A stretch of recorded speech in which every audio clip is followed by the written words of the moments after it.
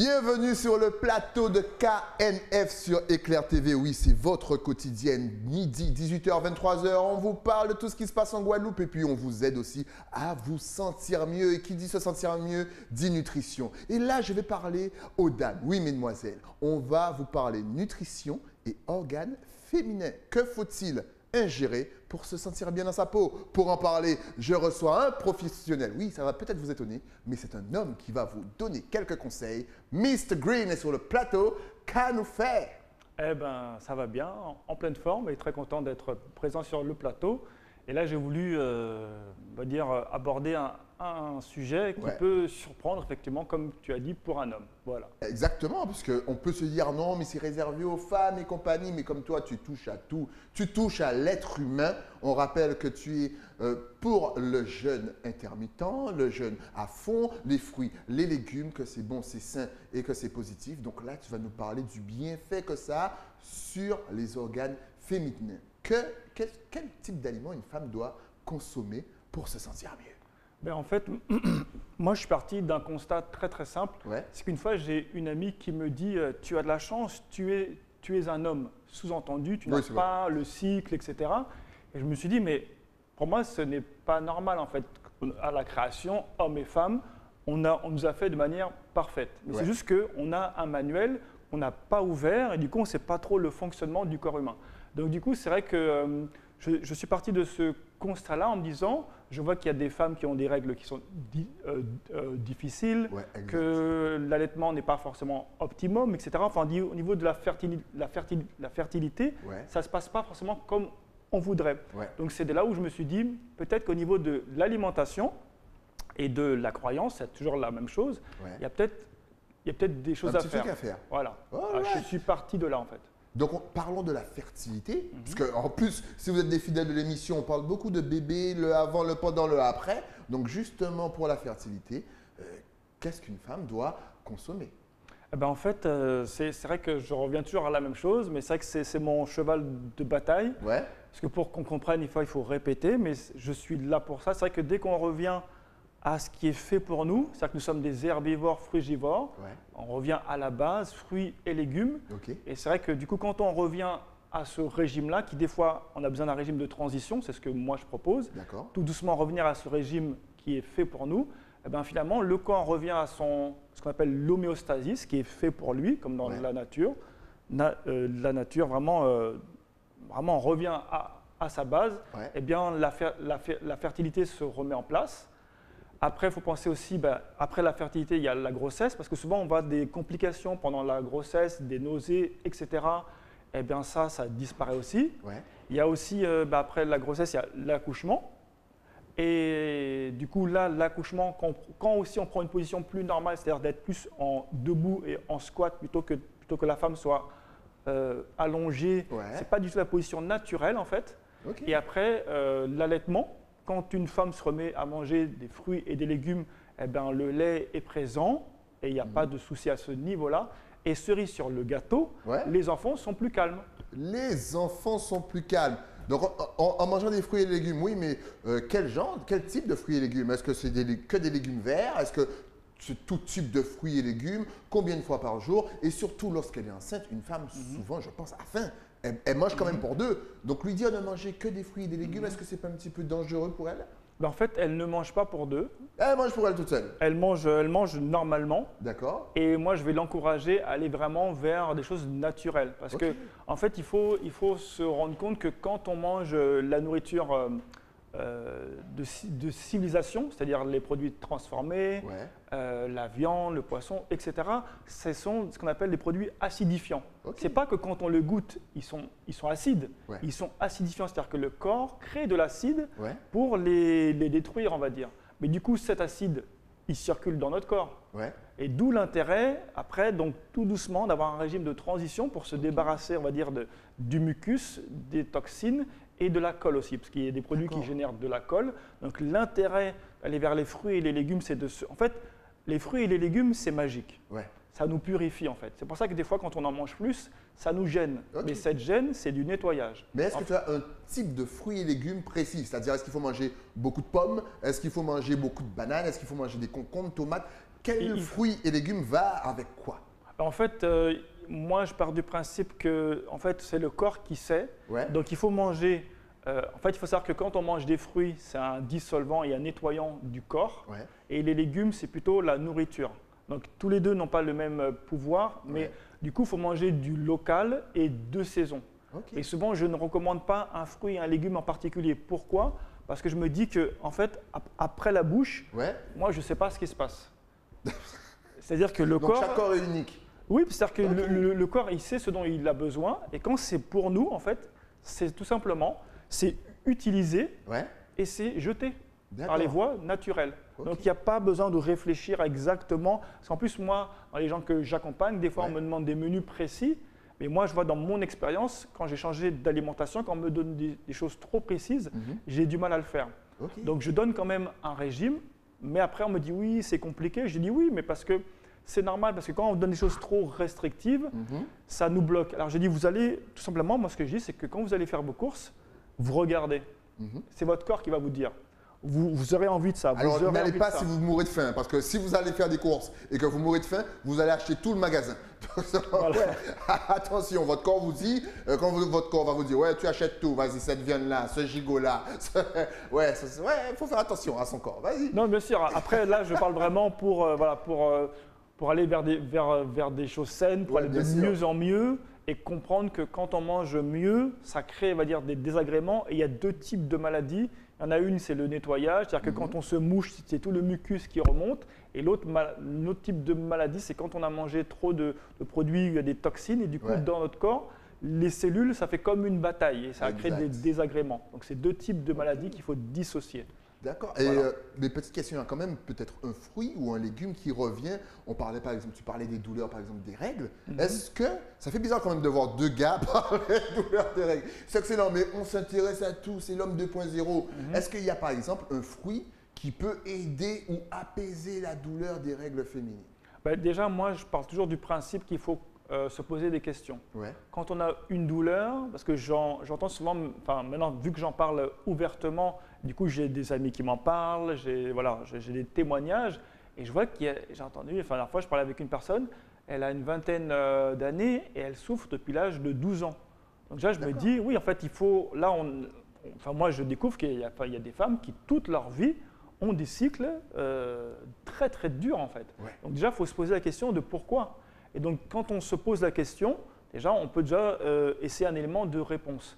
Donc, du coup, quand on cherche, je pose toujours la même question, parce que du coup, j'ai posé des questions. J'ai dit, quand vous allez voir votre gynéco ou votre médecin, est-ce qu'il vous demande qu'est-ce que vous mangez? En fait, on ne pense jamais à ça. Donc, du coup, j'ai dit, il faut se poser la question de qu'est-ce qu'on mange. Voilà, et c'est vrai qu'il vaut mieux éviter tout ce qui est acidifiant, parce que c'est juste, en fait, quand quelque chose est difficile, c'est que tout simplement notre corps nous parle en fait. Tu ne m'as pas encore donné le nom de fruits et de légumes. Est-ce qu'il faut manger des tomates, pastèques, concombres? On veut savoir qu'est-ce qu'on doit manger. Oui, je sais, mais en fait, moi j'ai toujours c'est difficile pour moi de donner tout ce qui est fruits et légumes très précis. Mais en règle générale, je préfère globalement, qu'est-ce que tu préconises aux personnes à règles douloureuses? Là encore, ce ne sont que des conseils, bien entendu. On ne vous dit pas, oui, c'est ça exactement qu'il faut faire. Mais en règle générale, quel fruit ou même quel légume proposes-tu à tes clientes ou à tes amis pour qu'elle ait peut-être moins de règles douloureuses, pour qu'elle puisse faire un petit nettoyage? Est-ce qu'il y a des fruits vraiment faits pour ça? En fait, il faut comprendre que du coup, quand il y a une douleur, c'est qu'il y a quelque chose qu'on fait qui n'est pas bien. Donc après, il faut revenir tout simplement aux légumes. Quand on commence par les légumes cuits, c'est pour l'alimentation. Les légumes crus, du coup, ça peut faire du bien parce que les légumes crus, ils ont deux pouvoirs. Le premier, ça fait du balayage intestinal et ça permet d'avoir un sang de meilleure qualité. Parce qu'on l'oublie très souvent, mais pourquoi on mange? On mange pour créer du sang. Voilà. Et oui, c'est ça. On l'oublie, mais on mange sur… En fait, maintenant, je vois que, en fait, moi, plus je mange sainement, plus je mange pour ma santé. Et souvent, je vois beaucoup de gens manger pour le plaisir. Mais parce que souvent, ils ont quelque chose à combler dans leurs émotions. Voilà. Et moi, comme je pratique la méditation, j'ai certains contrôles de moi-même, je mange par faim et aussi pour vivre et non pas et non pas par rapport à un côté émotionnel. Ouais. Et c'est vrai que du coup, quand on arrive à dissocier les deux, ça va mieux. Mais après, par rapport à ça, donc les légumes, ça sert à ça, et les fruits, c'est très particulier, parce que comme nous sommes des frugivores, donc les fruits crus, ça sert de dissolvant, ça sert vraiment à nettoyer le corps. Et les fruits cuits, ça tempère, ça fait des éliminations douces. Donc en fait, c'est pour ça qu'il faut observer son cycle et se donner un objectif. Si ça fonctionne bien, tant mieux. S'il y a des désagréments, il faut essayer de supprimer tout ce qui est acidifiant. En fait, avant même de parler de quels fruits manger, il faut supprimer ce qui est acidifiant. Voilà, donc le poisson, la viande, les produits transformés, etc. En fait, il faut comprendre que nous sommes faits pour le royaume végétal. Je pense que ça, déjà, on se dit, hein?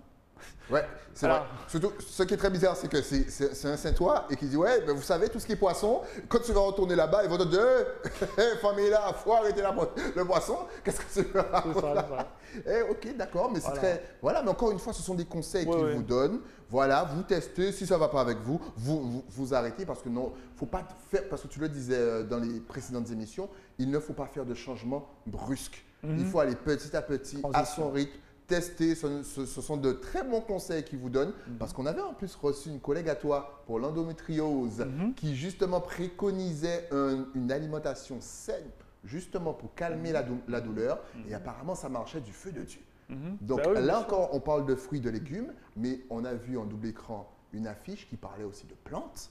C'est-à-dire qu'on peut aussi prendre certaines plantes de chez nous et par exemple peut-être faire du thé avec? Oui, bien sûr. En fait, il faut comprendre que quand il y a une douleur quelque part, en fait, quand on revient à ce que j'ai dit tout à l'heure, que nous sommes herbivores, frugivores, moi je constate que ce sont les aliments qu'on mange le moins.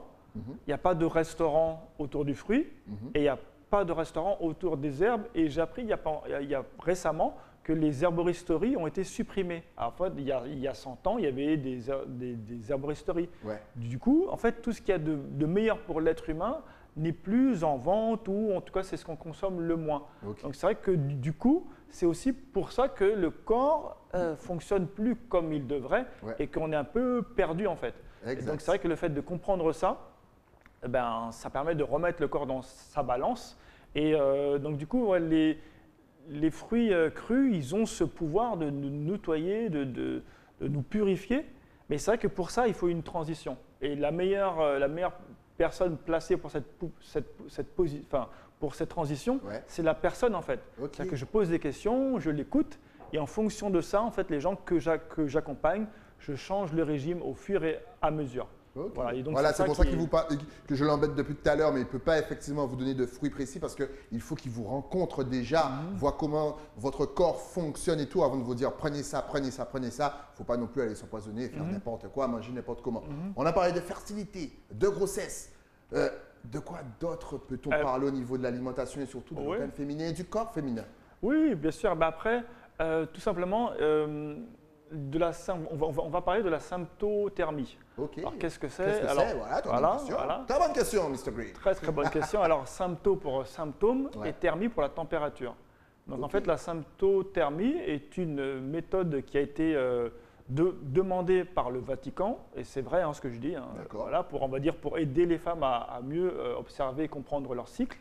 Donc, c'est une méthode qui permet à la femme on va dire à la femme et au couple, parce que c'est pas l'avantage de cette application, c'est qu'on peut tout à fait la faire à deux et comprendre que l'homme aussi il reprend son pouvoir quand on veut soit procréer ou en fait c'est utile pour la procréation et la contraception et juste pour l'observation.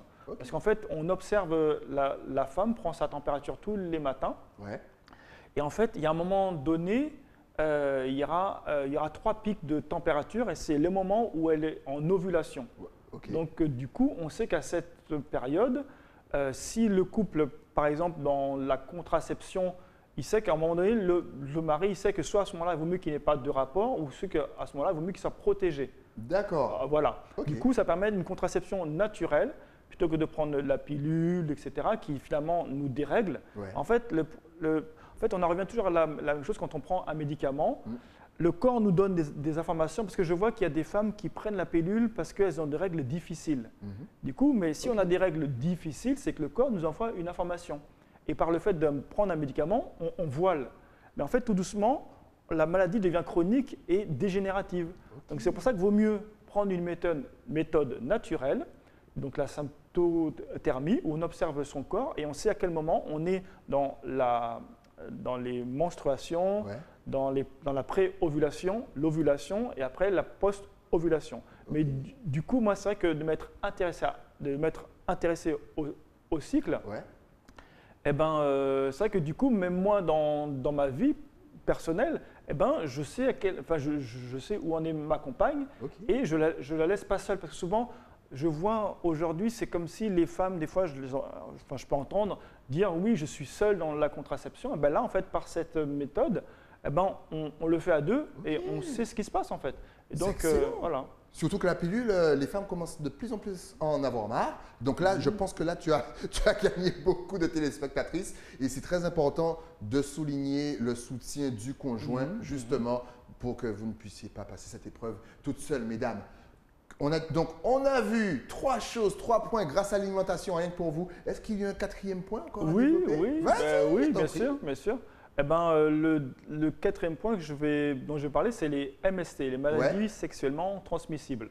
En fait, moi, par mon observation et mes études, j'ai compris que ces maladies sont tout simplement, c'est toujours la même chose, c'est le mucus qui circule dans le corps, la colle et les toxines. Et là, en fait, ils sont juste, plutôt que d'être sur le haut du corps, comme une bronchite, une conjonctivite, etc., ils sont dans le bas du corps.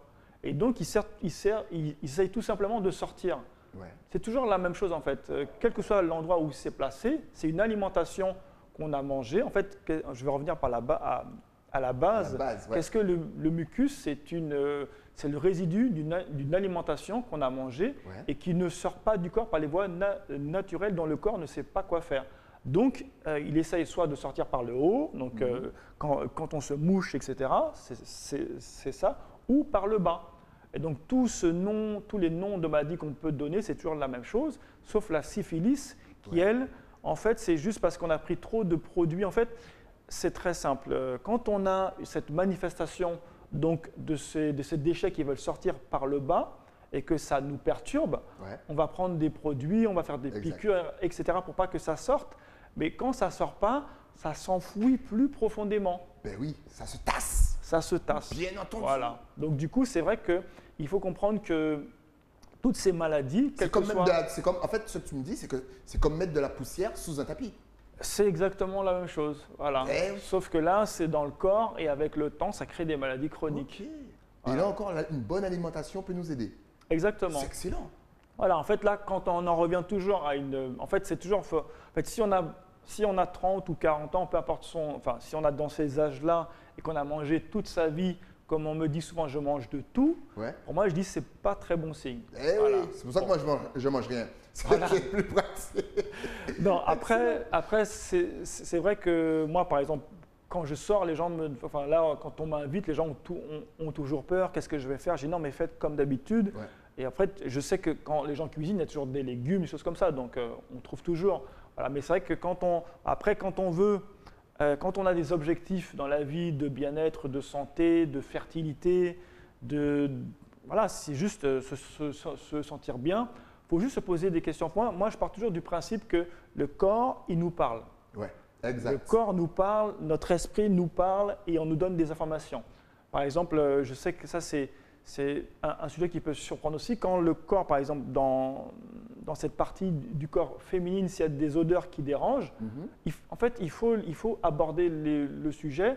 Et c'est une information que le corps nous dit que notre alimentation n'est pas bonne. En fait, il faut comprendre que s'il y a une odeur, mais là ou ailleurs, c'est juste que le corps nous dit que ce qu'on a mangé reste en stagnation trop longtemps et qu'il nous informe que ce qu'on mange n'est pas bon. Voilà, parce que souvent, je vois des gens penser que s'il y a une odeur dans l'organe féminin, c'est normal. C'est la personne. Oui, c'est normal. Voilà. Moi, je dis que non. Ok. Je dis que c'est une information que le corps nous donne, que ce qu'on a mangé reste trop longtemps dans notre corps Okay. Et du coup, si ça, en fait, moi, pourquoi j'aborde le sujet? Parce que pour moi, c'est juste une information. D'accord. Pour aller mieux, en fait. Okay. Parce que s'il y a une odeur ou autre chose qui nous perturbe, ça nous perturbe. Exactement. Tout simplement. Eh, Mr. Green, c'est le mécanicien de votre corps. En tout cas, merci d'être passé sur le plateau. Mais si maintenant on veut te poser plus de questions, parce que là, tu nous as parlé de grossesse, de fertilité, de moyens pour éviter justement la pilule et aussi de MST. Donc forcément, les dames veulent en savoir plus. Est-ce que tu es connecté sur les réseaux sociaux? Est-ce que tu as Facebook, Instagram ou même un site internet? Vas-y, dis-nous tout. Ben oui, tout à fait. Donc là, j'ai mon site, donc c'est foodlover.love. Ouais. J'ai un Instagram, c'est foodloverfwi, French West Indies, et il y a un Facebook aussi. Et là, je lance un nouveau produit, justement à destination des femmes qui, soit ça peut vous parler à vous ou à quelqu'un d'autre. Si vous avez des règles qui sont difficiles, quelle que soit votre interrogation, à ce niveau-là, je peux vous aider. Voilà, et puis je prépare des choses aussi pour les hommes. Ah ben voilà, faut pas nous oublier quand même. Oui, voilà. Attends, en tout cas, tu reviens en parler sur le plateau dès que c'est vrai. On t'attend. Exactement. En tout cas, merci d'être passé sur le plateau. Je suis sûr que les téléspectatrices ont été très contentes de ton passage, qu'elles ont pu apprendre énormément et que là, elles vont commencer à changer un petit peu leur alimentation. On vous rappelle bien sûr que ce sont des conseils. Ne changez pas sans conseil de professionnel. Allez voir Mr. Green. Bien entendu, il est là pour vous. On vous a donné toutes ses adresses sur les réseaux sociaux. Donc, n'hésitez surtout pas. Merci à toi encore une fois d'être passé sur le plateau. On se retrouve très, très vite. Nous, on se retrouve aussi très, très vite avec un nouvel invité. Mais ça, c'est après quoi? Après la pub. À tout de suite.